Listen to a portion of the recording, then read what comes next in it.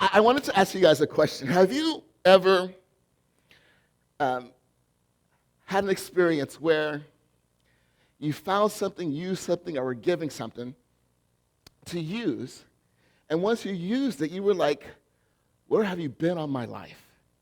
Like it was like a game changer. Like, oh my goodness, why didn't I get this sooner? So for those of you that are unfamiliar, our family room, which is right next door, it used to be an office. And so we decided to turn it into a family room so that way when people come, if they have young kids, they can go in there and still be able to experience the worship service and everything. But part of the process of getting that ready is it had popcorn ceilings.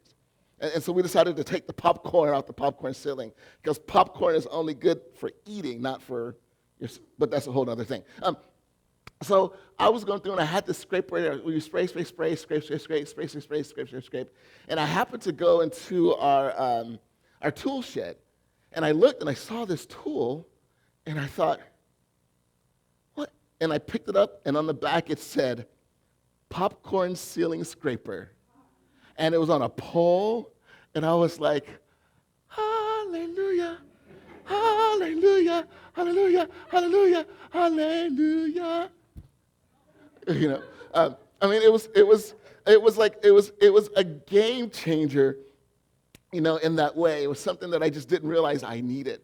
And I wonder for many of us, like, we know that we need the Bible, but is there a possibility that at some point, maybe the Bible could be more of a game changer to us in regards to our relationship with Him?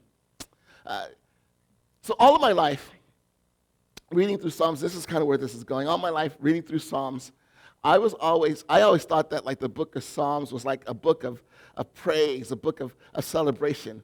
Matter of fact, the Hebrew word for psalm is Tehillim. You can see right on the screen, and it means to praise. Tehillim means to praise. And as a matter of fact, the root word of Tehillim has the same connection with the root word for hallelujah. So when you think of hallelujah, you think of praise, you think of celebration, and when you think of hallelujah, like I got something to celebrate. Like we would never go, I have a flat tire, hallelujah. Right? We would, I got a pink slip from work. Hallelujah. Right? Like we would never connect it with something along those lines. And then what happened is, for those of you that may not know, I'm actually going to seminary now. And last semester was my first semester. And I took a class called Old Testament 2, which basically covers from the book of Joshua all the way through the book of Malachi, covers the whole deal. And then I'm taking Old Testament 1 this semester, which covers, you know, from Genesis to Deuteronomy. But in that class, when we got to Psalms, it was very intriguing to me because I thought, oh, you know, we're going to read a book of celebration, a book of joy, a book of like, you know, uplifting and encouragement, like, because that's what Psalm seems to be about. Because, of course, Tehillim, right? Hallelujah. Praise.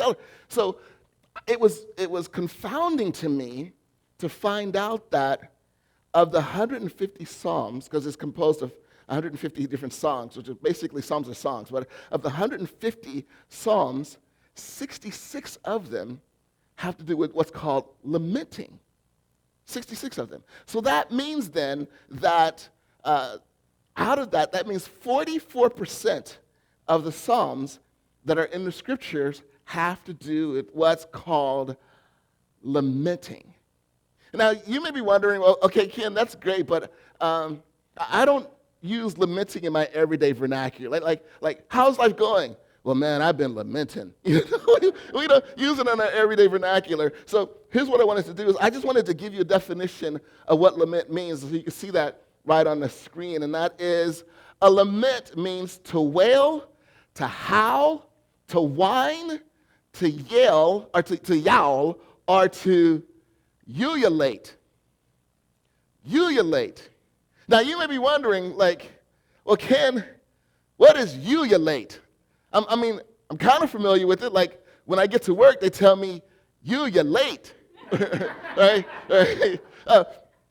But that's not what it really means. So I looked up ululate because I wanted to find out what does that mean. And so here's basically a ululate is like a rhythmic howl, and is usually associated with like funerals or with dirges. It's one of those moments, like, have you ever had an experience where you are so broken, so hurt, so frustrated, so like sorrowful, that you just can't find the words to express what it is that you're feeling, and it's kind of like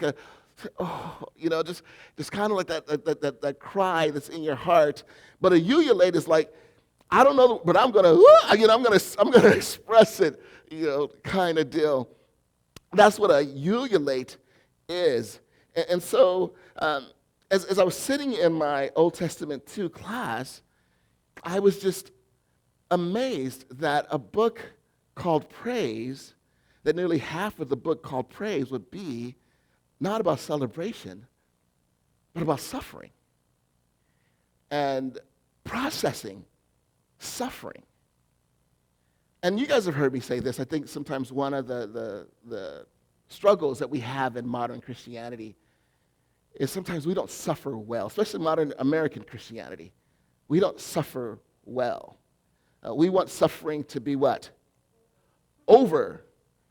And then when it's over, I feel well, But in the midst of that, like how do I navigate suffering and suffer well? How do I do that? And here's something. And so as a result of that, we're going through the class, and I'm listening to my professor, and it just hit me. Like, I should do a sermon series about this, because in the class we also talked about 3 truths that Psalms reveals that we're going to be talking about over the course of this 3-part series that we're doing on. And it just hit me, like, why does life suck sometimes? And I thought, you know what? I'm going to call the sermon series that. So I wrote it down on my idea list. Why does life suck sometimes? Because sometimes there's no words to sum it up, right? Like, how are you doing? Well, do you really want to know? Because if you really want to know, I'll tell you. Life sucks right now, right? And so when we're in that moment where life does, how do we navigate that? And how do we navigate it so that at the end of it, we come out stronger, we come out more committed, we come out more faithful, we come out more deeply connected to God, we come out having grown and having developed as a part of going through the process? How do we do that? And my professor said this, and I wrote it down, and so I wanted to quote it to you guys. You can see this right on the screen. It says, "It appears that ancient Israel believed that the kind of prayer in which we most need fluency is the relentless, loud, and honest groan. And they have left us with a lot of material on which to practice."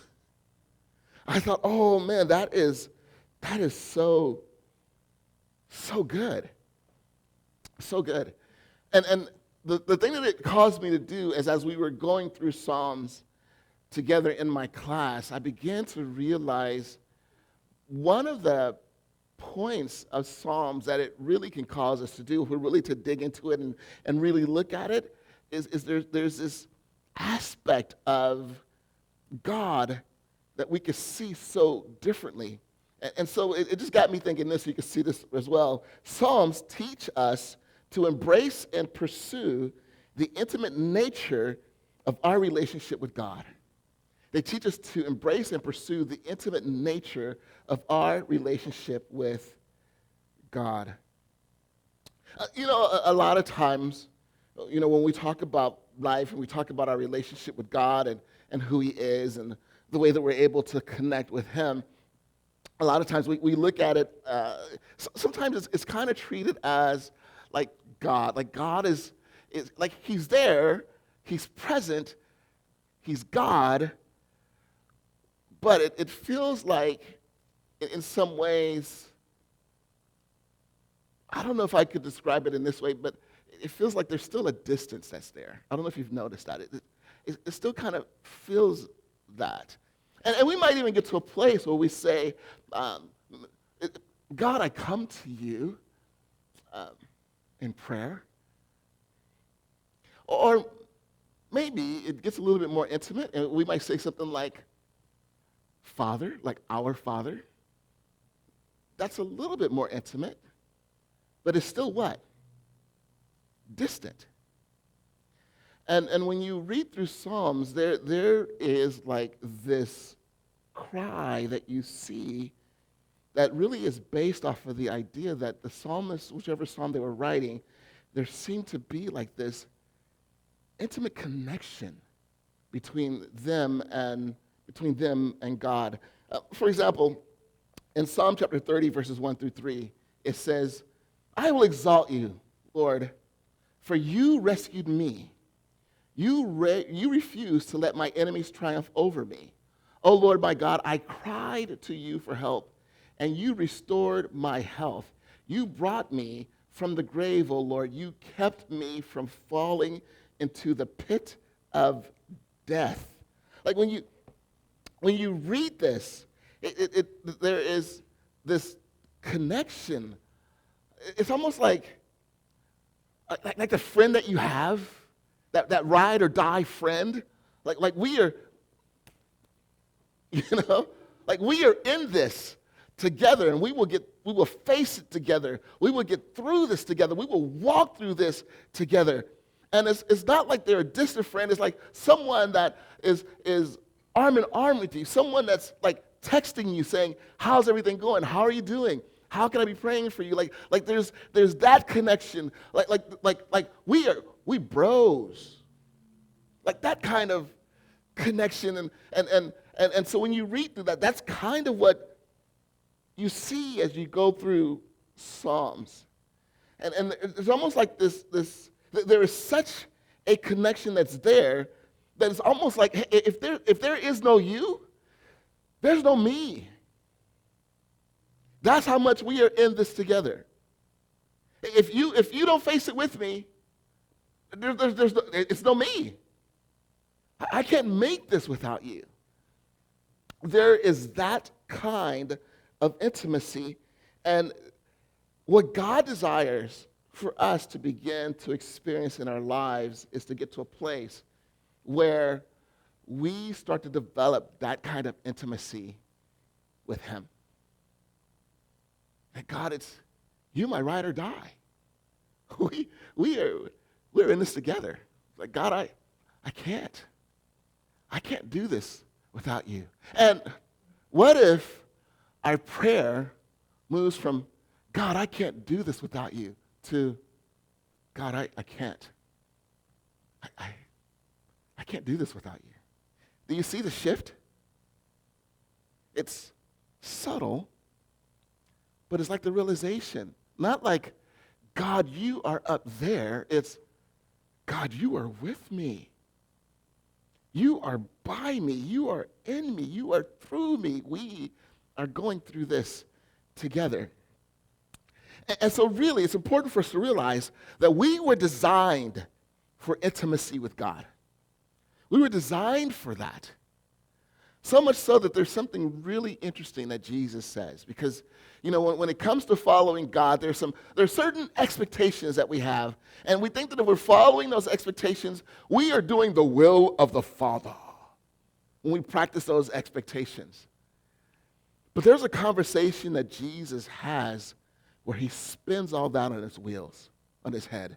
And he says this in Matthew chapter 7, verses 21 through 23. He says, not everyone who calls out to me, Lord, Lord, will enter the kingdom of heaven. Only those who actually do the will of my Father in heaven will enter. On judgment day, many will say to me, Lord, Lord, we prophesied in your name and cast out demons in your name and performed many miracles in your name. But I will reply, I never knew you. Get away from me, you who breaks God's laws. So in verse 21, he makes it really clear, like, only those who do the will of my Father. And so you begin to wonder, well, what is the will of the Father? Because it seems like in many cases, and I'll be honest, like for me, I thought this was the will of God as well. And so if I do all of the things that I'm expected to do, if I go to church, if I pray, if I read the Bible, if I help old ladies across the street, like if I do all of those things, and here's what it says, we prophesied in your name. We prophesied. In other words, we preached. We exclaimed your word. We learned from you what you wanted to say, and we shared that to people. We spoke on your behalf to people. And Jesus says to them, not everyone who will call on my name will enter the kingdom. Well, wait, Jesus. I mean, we cast out demons in your name. Do you know how many Conjuring movies were not made because of what we did, Jesus? We cast out demons in your name. That's not the will of my Father. Wait. We performed great miracles. We did incredible things. I mean, blind see, lame walk, and okay, maybe I didn't do that, but maybe for some people what I did was a miracle. Maybe they didn't know where their next meal was going to come from, and so I was able to sponsor a meal for that person, and for them, it was a divine intervention on their behalf because now they had food. I mean, God, that for them, that's so God, I did all of these great things in your name. That's good. It's not the will of my Father. And then he says, for I never knew you. See, that's the will of the Father. Now, here's the thing. If we know the Father, then of course we're going to want to go to church. Of course we want to go to read the Bible. Of course we're going to want to pray. Of course we're going to want to help old people across the street. Maybe they'll help us across the street. But we'll want to do those things. We're doing awesome things for God. But we're doing it because we love Him. That's the motivation behind that. I'm not doing it to earn that love. I'm not doing it to prove my goodness. I'm just simply doing it because, God, you love me, and I want to love others the way that you love me. But then, in the process of doing so, like, God, I know you. I know you. And there is a difference in that way, and this is what God invites us to. Like, if I said to you, hey, you ought to meet Heidi. Heidi's incredible. Like, you would think, oh, who is this Heidi person, right? But if I were to say, bro, you ought to meet my wife. She's incredible. Do you see the difference there?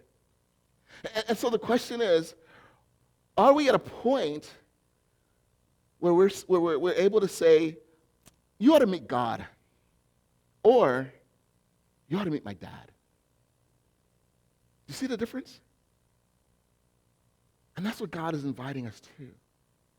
Like, when I think about my kids, one of the things that I desire the most is to be deeply connected with them, for them to know me and I know them, and they love me and I love them. And one of my kids, Faith, she calls me Dada, which I just like oh. And there is a part in the Bible where there's this guy named Paul writing, and he invites us to reach a point where we're able to call God Abba. And Abba back then was like a term of endearment. It was like Dad. Because the reality is anyone can be a father, right? But not many people can be a dad. There's a big difference between the two. And God doesn't want you to know the Father. He wants you to know your dad. And it's knowing your dad that helps you to begin to learn how to navigate difficulties, that you can go before him and be able to lament before him when challenges come. So here's the question. How do I build that kind of relationship with my dad? Very simple. It is T-I-M-E.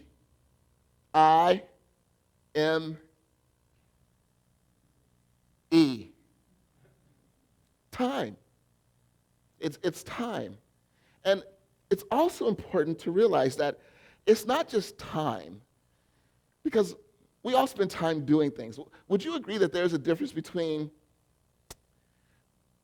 the time doing something and the time being invested in something? Would you agree that there's a difference between the two? And the people that Jesus was talking to, the passing out demons, the performing, you know what they did is they spent time, but the problem is it wasn't invested time. And there is a difference between doing something for God compared to doing something with God. Would you agree? There's a big difference between those two. And it says this in Luke chapter 5, verses 15 and 16. It says, but despite these instructions, the report of his power spread even faster, and vast crowds came to hear him preach and to be healed of their diseases. Verse 16, but Jesus often withdrew to the wilderness for prayer. So Jesus heals this person and says, hey, do me a favor. Keep it on the DL. Keep it on the down low. For the people like DL? What? I don't know sports. Okay. But keep it on the down low. And so then, but think about it.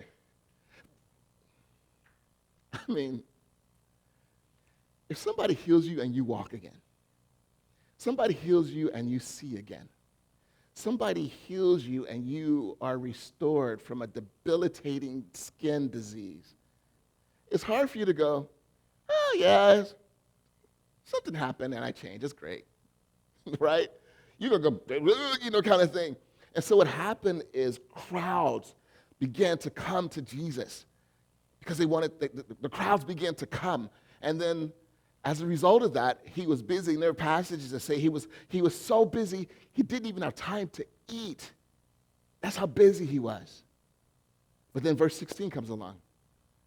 But he often withdrew to the wilderness to go be with his dad, to invest in that relationship. And so Jesus invites us to have that kind of relationship with him, but it takes time. And I'm gonna be honest with you today. And for about the last month, for me, it's been really difficult. And one of the reasons why is just because the time demands on me recently have just been bonkers. I mean, it really has. My second semester of seminary, I thought, based on my last semester, I got the pace, I got this going. And this semester of seminary, the workload is probably like 3 to 4 times more than what it was last semester. So I got that. And then I have my family, of course, wanting to invest and spend time with them. Then, of course, I'm kind of a pastor, So I have yeah, right? So I have that to do. And one of the things that I made a commitment to myself at the beginning of the year, because I felt like one of my struggles is I've been so caught up in busy work that I haven't been involved in the community the way that I would like to. And so one of the commitments I made is that I wanted to be more involved in the community. And with this workload from my class, I've been looking at, and still wanting to be involved. So my community involvement isn't what I would like it to be. But I am still out there. I'm still connecting out there, in some ways. And I'm actually involved with a group called Young Life. And what we're doing is, and be praying about this, because we're starting Young Life Torrance, and we're focusing in on West. But eventually, one of the reasons why I'm getting plugged in is because I want to be influential, build it enough to where we begin to be able to reach out to kids at North, is what my dream is. But in the process of doing so, it's like, out there connecting, that takes time. It takes time to be able to do that. Then on top of that, we've had roof issues here at the church. We've had plumbing issues here at the church. We've had electrical things that we're trying to figure out and expand. So, having to do that. Then on top of that, we're trying to hire a children's/youth director to help me. So I've been reading resumes and I have like 2 interviews I'm doing with people this week, on top of that. So my relationship with God has not been good as far as time. It hasn't. And one of the things, and I tell you guys this all the time, many times when I preach, I'm preaching to myself. I'm just inviting you along for the ride. So in this situation, I'm not just a member. I'm the president of the hair club, kind of thing. And so this just kind of reminded me, like I felt and part of my tendency is to do this too, because of just some of the childhood experiences that I've had.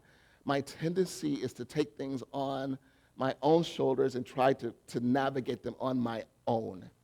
Because sometimes I struggle with really being able to trust others to be able to be there and to help me. And in writing this message, it was like being at Starbucks and writing the message and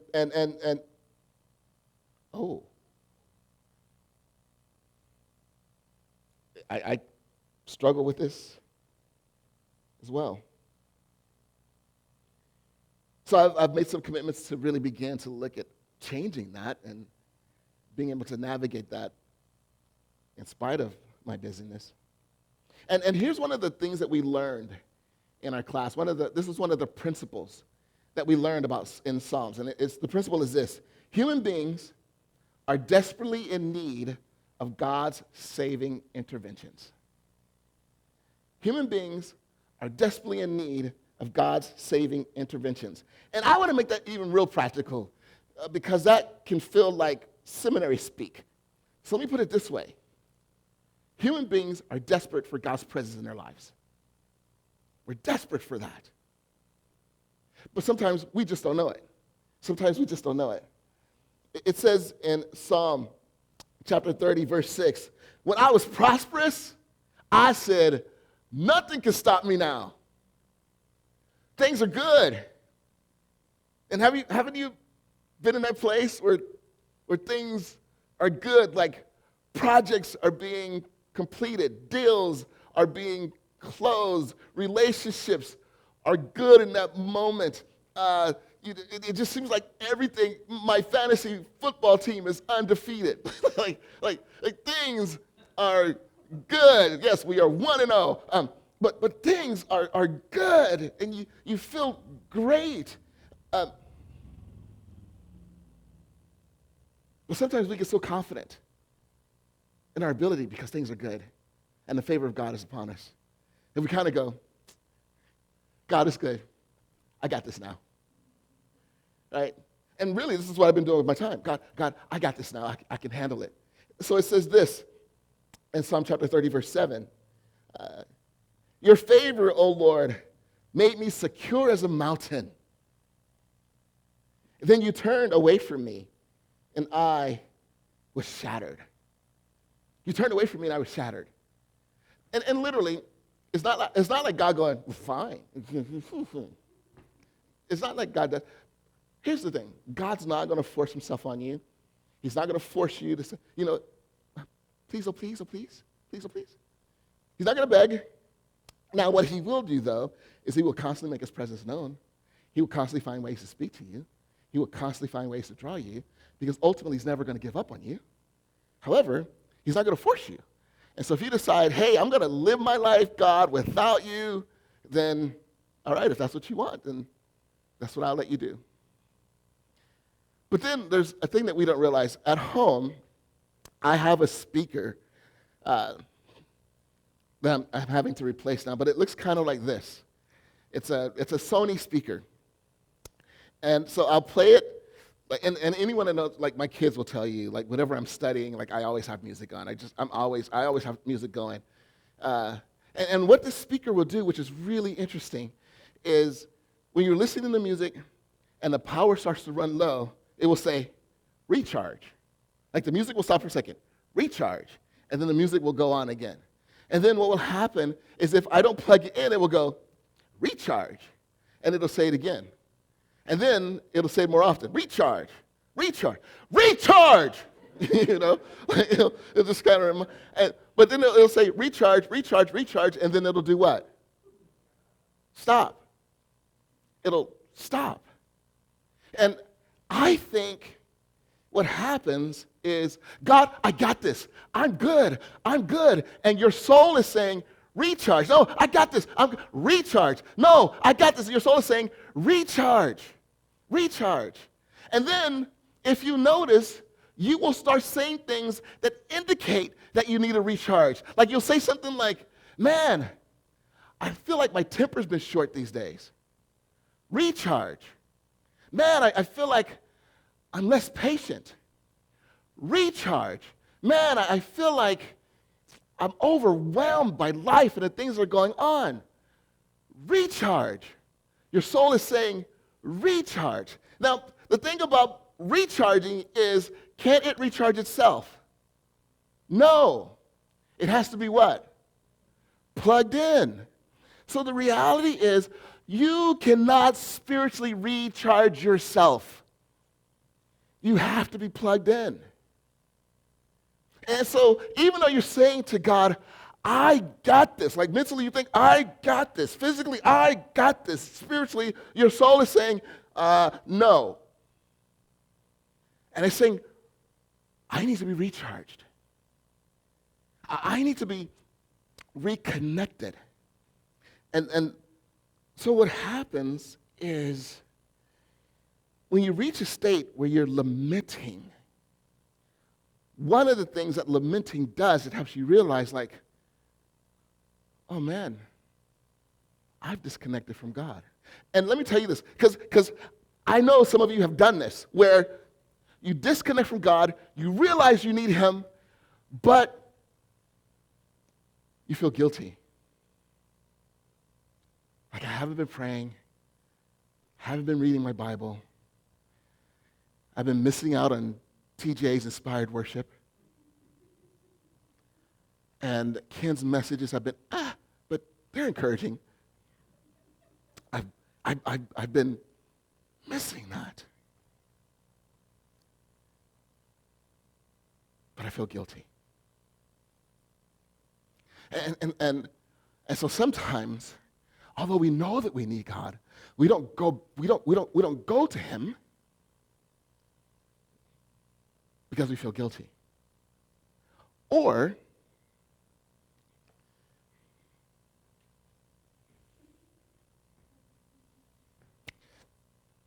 God, right? We do that. We do that. And the picture to me that comes to mind, there's a story of this guy who completely dishonored his dad, walked out on his dad, walked out on his family, went and decided to live this crazy life. Everything fell apart for him. And he realized, I need to go back to my dad. And so he's walking down, and he's taking the walk of shame, and maybe even not looking. And the scripture says the dad saw him far off, and the dad came running. And when God sees you coming, He comes running because He's so excited. My child has come home to be with me once again. So He invites you back. And so when you're lamenting and when you're broken, and I want to encourage you, break the chain of shame in your life and just come back to Him and invest in Him. And then it says in Psalm chapter 30, verse 2, "Oh Lord, my God, I cried to you for help, and you restored my health." You restored, I plugged back into you, and you restored me. And the Hebrew word for restore is rapha, and it means to repair, to renew, to refresh, to rebuild. And it's almost like when you go to the doctor, and the doctor says to you, "Where does it hurt?" "Well, I told you where it hurts." And then the doctor, like what? Touches it, right? Ouch! I told you where it hurt. And then, I hate when they ask me this question. On a scale of 1 to 10, how would you rate your pain? Well, let me punch you in the face. And you tell me how you would rate your pain, right? But what the doctor does is able to, and that's what lamenting does. Lamenting is we go before God and we're like, I'm in pain. And on a scale of 1 to 10, how would you rate your pain? God is a 48. But then what God does is he begins to prescribe, and the prescription ultimately that he gives is himself. And the beauty of this is you don't have to go to the pharmacy to get him. He's right there with you through this. Psalm 30, verse 3 says, you brought me up from the grave. O Lord, you kept me from falling into the pit of death. Now, here's the part that I thought was ironic in this. You brought me up from the grave, and you kept me from falling into the pit of death. So that seems to me like there's something worse than the grave. Right? Like there's the grave level, and then there's the pit of death level. Right? You rescued me from that. And I love the imagery there, because the imagery also is of a resurrection. That I am brought out of the grave, and I am drawn to him and embraced by him and loved by him, that he speaks to me and pulls me and loves me and wants me to have that connection. That's the invitation. You pulled me out of the grave. Because if I were to stay in the grave, then I would end up in the pit of death. The worst of the worst. Have you had those moments where you say, man, I can't get any worse than this? And then you think, why did I say that? Because what? It does. And it's like, I wasn't asking you to prove a point. I wasn't inviting it to be worse than this. I thought it was so bad it can't get worse. And it does. That worse?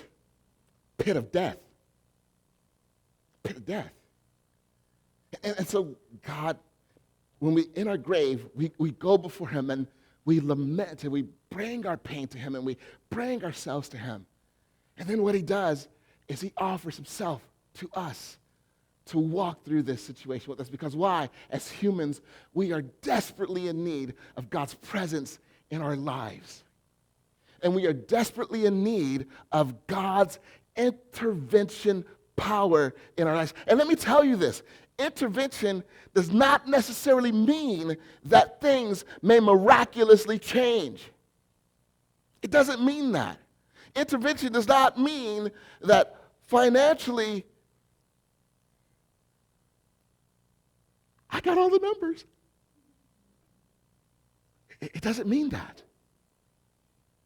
But what it does mean is I have a renewed strength, I have a renewed power, I have a renewed charge to handle the workload.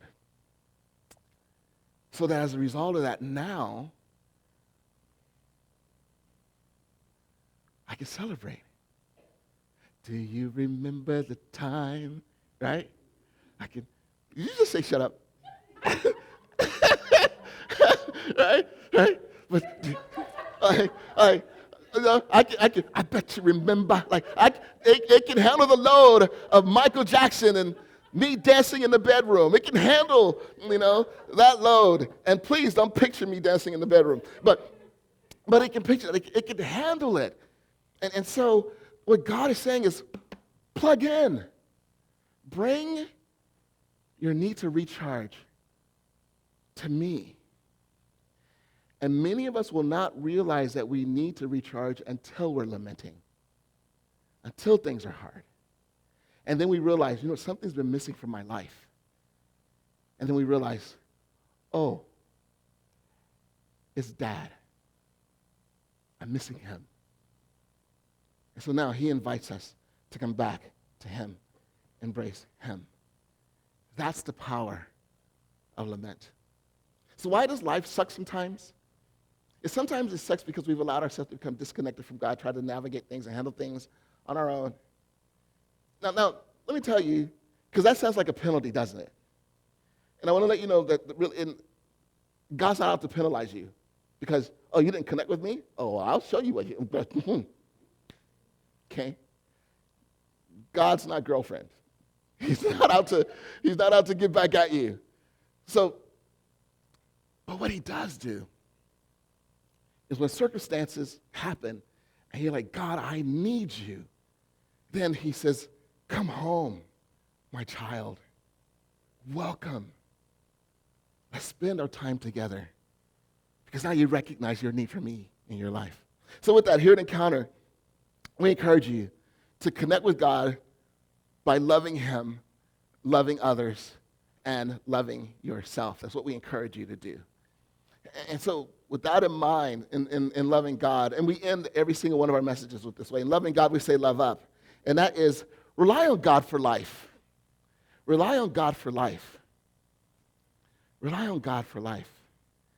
I remember one time I was swimming, and it got kind of scary.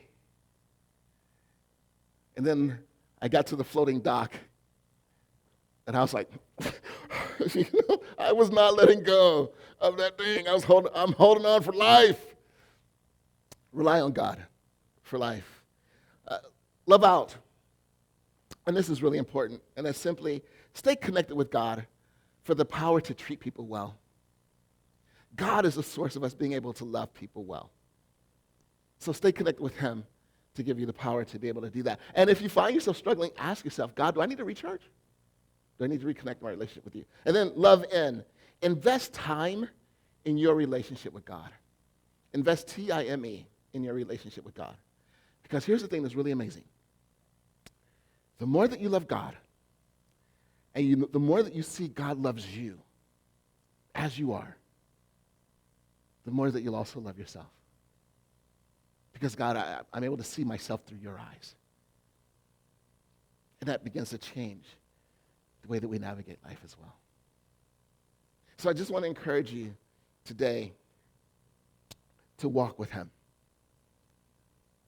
And also begin to look at your life and just be honest with yourself and just ask yourself, God, how can I carve out more time just to hang out and spend time with you?